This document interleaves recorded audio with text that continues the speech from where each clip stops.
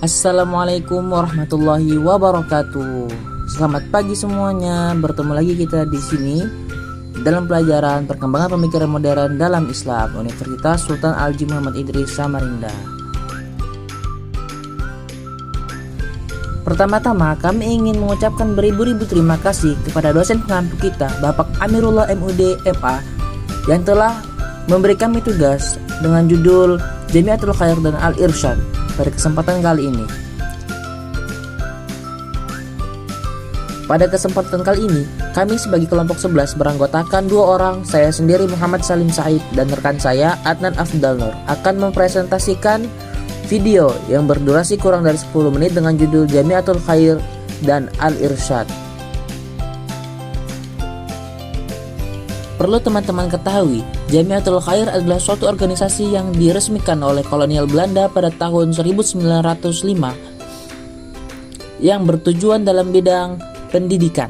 Awal-awalnya organisasi ini berdiri dalam bidang sosial. Secara diam-diam sudah berdiri pada tahun 1901. Didirikan oleh orang-orang Arab pada masa itu yang datang ke Indonesia melalui jalur perdagangan.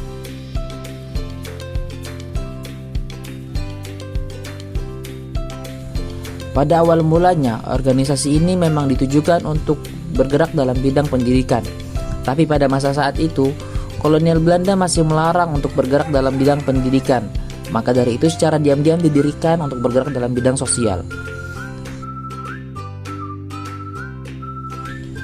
Organisasi ini berkembang dan diprakarsai oleh Habib Abu Bakar bin Ali bin Abu Bakar bin Umar Shahab, Sayyid Muhammad Al-Fakir Al-Rahman Al-Mansur, Idrus bin Ahmad Shahab, Ali bin Ahmad Shahab, Abu Bakar bin Abdullah Al-Attas, dan sahabat-sahabatnya yang lain.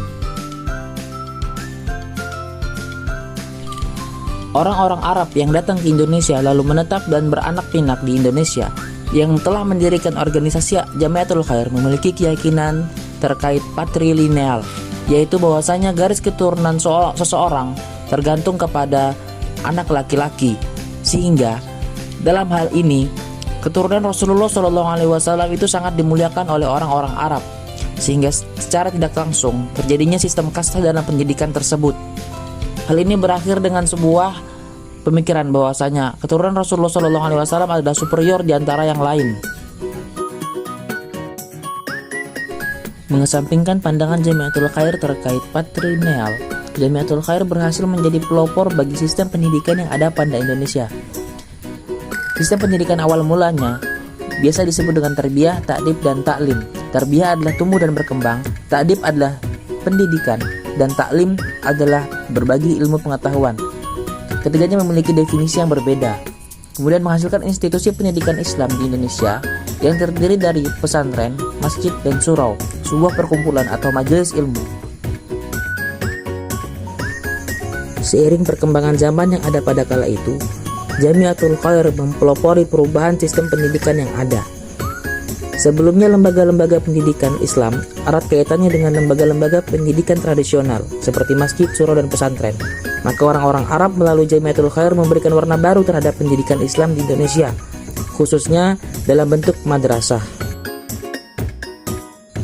Sistem pendidikan baru yang dikembangkan oleh Jamiatul Khair berbeda dengan sistem sebelumnya yang sangat tradisional. Dilihat dari sistem klasikal yang memiliki tingkatan dengan berisi siswa dengan kemampuan yang berbeda-beda. Tidak cukup dengan pelajaran agama, Jamiatul Khair juga menambahkan pelajaran sejarah dan filsafat serta pelajaran umum lainnya. Beserta titik tekan bukanlah hafalan dari siswa, melainkan daya kritis bagaimana siswa berpikir. Pada tahun 1911, Jamiatul Khair menggunakan guru-guru dari luar negeri untuk mengajar dan mengembangkan pola pikir murid-murid yang ada di Jamiatul Khair.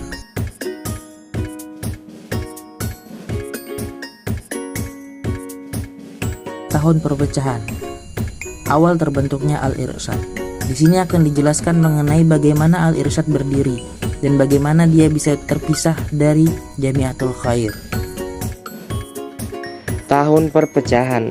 Para guru yang didatangkan dari Timur Tengah oleh Jamiatul Khair pada masa kemudian laksana menjadi buah si malakama bagi orang-orang Said yang peranannya cukup mendominasi di Jamiatul Khair.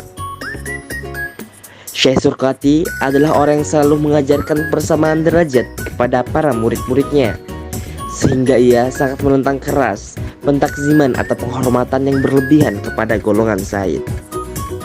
Kemudian, akar perpecahan dipicu oleh beberapa peristiwa yang semakin memperbesar keretakan antara orang Arab golongan Said dan non-Said. Pendapat golongan non-Said yang mensederajatkan diri mereka dengan Said mendapat dukungan dari Rasyid Ridho melalui fatwanya di majalah Al-Manar bahwa hukum seorang syarifah atau golongan Said perempuan menikah dengan orang yang bukan keturunan Said adalah jaiz atau boleh. Suatu kejadian lain yang memicu ketegangan antara Said dan non-Said adalah ketika Syekh Umar Manggus, salah seorang kapten Arab di Jakarta, tidak mau melakukan takbil atau mencium tangan kepada seorang Said bernama Umar bin Salim Alatas. Perpecahan ini semakin menjadi ketika Surkati memberikan fatwa bahwa boleh seorang syarifah menikah dengan laki-laki di luar golongan Said. Kasus ini terjadi pada seorang syarifah di Solo yang tinggal bersama orang Cina. Menanggapi fatwa Surkati, orang-orang golongan Said merasa murka. Bahkan Syekh Ahmad Surkati pun menyesali bagaimana terpecahnya Jamiatul Khair menjadi Al-Irsyad. Tidak ada maksud lain dari Syekh selain untuk tidak adanya pemikiran golongan yang lebih tinggi dari yang lain atau menetapkan kesamarataan antar golongan. Menurut pandangan Syekh Ahmad Surkati, Nabi Muhammad sesungguhnya tidak menurunkan nasabnya jika dilihat melalui sudut pandang patrilineal, menyebabkan nasab Nabi Muhammad tidak diturunkan. Singkatnya, Fatimah meskipun anak Nabi Muhammad SAW tidak menurunkan nasabnya karena nasab hanya diturunkan kepada anak laki-laki.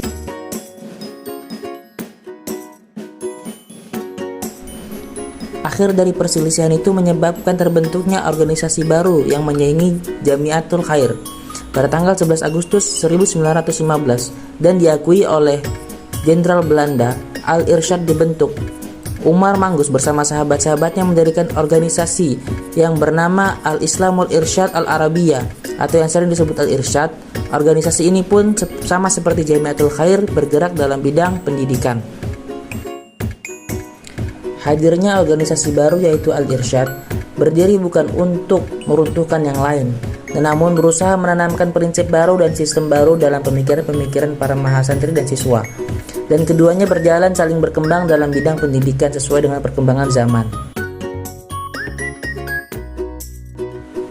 Menilik dari banyaknya sekolah-sekolah Kristen yang didirikan kolonial Belanda pada saat itu, menjadikan orang tua dan orang-orang bangsa Arab yang tinggal di Indonesia ingin menyekolahkan anaknya di sekolah-sekolah Islam. Hal ini menjadikan Jamiatul Khair dan Al-Irsyad terus berkembang pesat di penjuru Indonesia, sehingga sistem-sistemnya pun masih berlaku sampai sekarang. Mungkin cukup sekian dari kami. Salah hilaf mohon maaf. Yang salah berasal dari kami sendiri dan yang baik berasal dari Allah Subhanahu wa taala. Tidak ada kata tua untuk belajar. Jika ada kesalahan, maka koreksilah. Wabillahi taufiq wal hidayah. Assalamualaikum warahmatullahi wabarakatuh.